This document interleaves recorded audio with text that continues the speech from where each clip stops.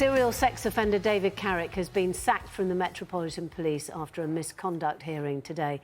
The former officer pleaded guilty to dozens of rapes and assaults against 12 women over almost 2 decades. The Met admits it missed opportunities to stop him. He was only suspended after being arrested after a second rape complaint in October 2021, and his pay was only stopped last month when he admitted the bulk of the charges against him. The Home Secretary today launched a review into how officers are dismissed. It takes too long, it doesn't command the confidence of police officers, and it's procedurally burdened. Bureaucracy and process appear to have prevailed over ethics and common sense. That's why I've announced an internal review into police dismissals. Well, the Met faces an uphill battle to regain public trust. Commissioner Sir Mark Rowley admitted he couldn't guarantee that women coming forward to report abuse would not meet an officer accused of something similar. I think like many women, I think you just look at this and you think it beggars belief. I mean, the fact that he was known, his nickname was Bastard Dave, the fact that he was, the fact that there were these accusations and that he carried on. I mean, it beggars belief that time after time after time, it wasn't actually properly looked into. And just like we hear about these other people, like Wayne Couzens being known as the rapist, the killer of Sarah Everard, obviously there is this cult within the police, within the Met, within the Met in particular, of laddish behaviour. That's what it seems like to me, as in, you'll get away with it, nudge, nudge, wink, wink, yeah, he's a bit dodge, but, he's a geezer, he's OK.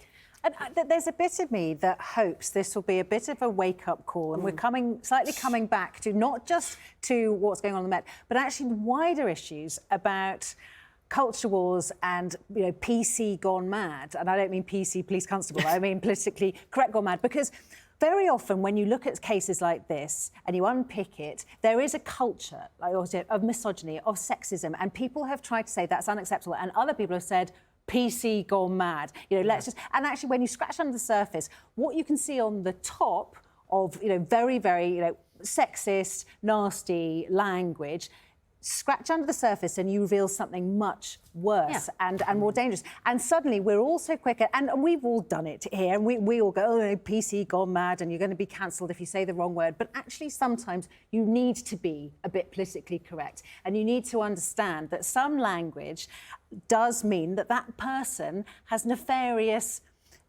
urges or just isn't a very nice person, and you need to unravel that and just hold it up for what it is. I'll tell you what I'm absolutely sick of. I'm sick of top cops, chief superintendents, commissioners standing up and saying, we're very sorry, we got it wrong on this one. It is becoming almost a hobby on their part.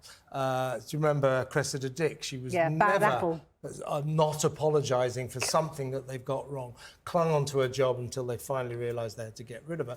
Now we've got this guy, Sir Mark Rowley, again, once again, we're so sorry we got this wrong. 9 times this guy, David Carrick, was investigated for potential domestic violence or sexual offences. He was once arrested in a nightclub, having rolled around drunk out of his mind, harassing every woman in there, was arrested by the cops, sort of, on one of you. All right, mate, don't do it again. Off he went. This is the culture, and Mark Rowley saying, I will sort it out. Why can't he guarantee a whistleblower, a female whistleblower, that they won't meet their accuser? He should be saying, I will guarantee that.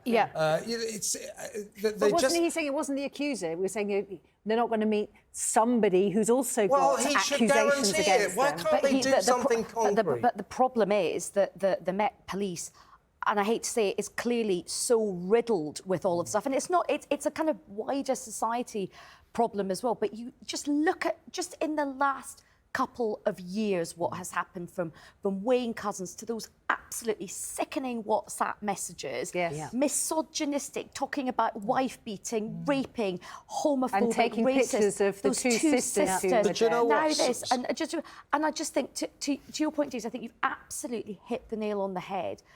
we have had senior people going, do you know what the problem with the police is? They're too woke. Au contraire. I think we can actually say Do you know what? the police are not too woke right now. This is a tale of many parts, sadly, and I despite how perceptions are, and there's no other area of life, and by the way, the police should be held to a higher standard, but there's no other area of life, no other profession where anyone would get away with such, crass stereotyping of an entire profession. This is still a tiny amount of people, despite what it sometimes looks like. This does not go on overtly, can-scene culture. A lot of this stuff is very much underground, even within the police. I talk to police officers, do a bit of work with the police, who spend half their time on the very courses to be a bit more PC and woke that we were just talking about, who are absolutely staggered. They're like, where does this go on? Because at our police station, if you behave like that, you'd be out the door in seconds. But clearly, there are still enough characters within the story. And in this particular story, I wouldn't just be having this man who's obviously going to go to jail for many, many years after this, thank goodness. Whoever the people were that didn't follow up. When there were phone calls saying, this guy could be a bit dubious. Well, let's just have a little check on him, shall we? The day after Wayne Couzens' story broke and the girl turned up at a police station and said, I've also been raped by a Metropolitan Police officer. Did nobody look into that guy and go, hang on a second, even though she dropped the accusation? They've also got to look into the application process. Clearly, they are letting many, many people into the police force who don't deserve to be there. They just tell lies, they get into the police force, and the problem with policing is, for a very tiny minority, it is a chance to order people around, to crack the whip. I'm a copper, mess with me, I'll arrest you. Now I'm going to rape you, and there's nothing you can do about it. There's a big problem with what the police do there. But the cops generally still are in denial. There was a senior female officer stood up today and said, what's happened with David Carrick is unprecedented. No, it isn't. No. What about Wayne Couzens? They both work for the same anti-terrorist unit, for God's sake.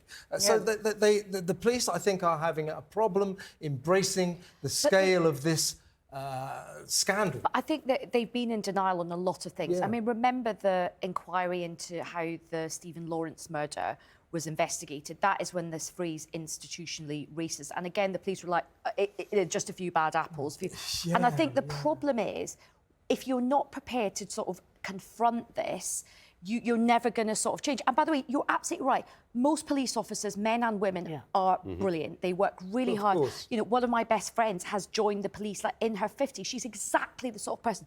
But to Kevin's point, it is so hard to join the police in many ways. I think what they're doing is sort of attracting the wrong people. But just one other thing really quickly on this. It has shown a spotlight on these conversations we have about giving people accused of rape anonymity, because it was only by his name coming out that a lot of other women came forward. So I think that is going to be another strand of this discussion. It's so difficult, that one, though, isn't it? I mean, maybe that's a discussion for another time. No, because... but tell that to but you can tell that to people like Paul Gambaccini, whose life really pretty much human was ruined. But then also lots of other cases where it was famous people, and it was the fact that somebody said, yes, that happened to me as a young... Ask Carrie Johnson, Boris Johnson's wife, who was a victim of David Warboys, the taxi driver. And it was exactly that. Once his name became public and his face became public, people thought to themselves, I'm now going to have the courage to come forward and say that something like that happened to me. It is not an acceptable police investigation technique to take someone who has been vaguely accused of some unproven alleged crime and just say, oh, well, we haven't really got their picture. So let's get them on the front page of The Sun and see who salutes. That's what happened to your friend Paul Gambaccini. He eloquently put it. He said it was like being a piece of human flypaper. That is not an acceptable police investigation technique. No, if there is clearly a path, of course it's wrong. But you also have to say if there's a clear pattern, and it has been proven with a lot of high-profile cases, very powerful men like this guy, that actually his anonymity is the thing that cloaked a lot of this bad behaviour. I also wonder if there isn't a better way of doing this as well, which is that it's an easier thing to go to your superior officer and say, I don't like the way that he deals with me. This is just really unpleasant, and, could you have a word with him? Which already means that you've got a shot across the bows of somebody who is sexist or misogynistic or aggressive or all of these things. If it was actually easier to just say, Can you just have a word with him and stop this? Maybe maybe Well, I that's think a what better we're way. learning about here having is a what the word. police tend to do in I mean, these it's sections. not enough, They but I'm sweep just it under saying the that it is. carpet. Yeah. They Yeah. sweep it under the carpet. They try to look after their own. That's why Wayne Couzens and Yeah. David And, Carrick and if it was prospered for 20 years. if it's a But you have female to- police officer who goes to a superior and That's- says they will be the ones who'll be passed over But for that's why I'm promotion. saying it should Absolutely, be. But that's Daisy. why I'm saying that route should be a But keep the much easier context. route. Tens and tens of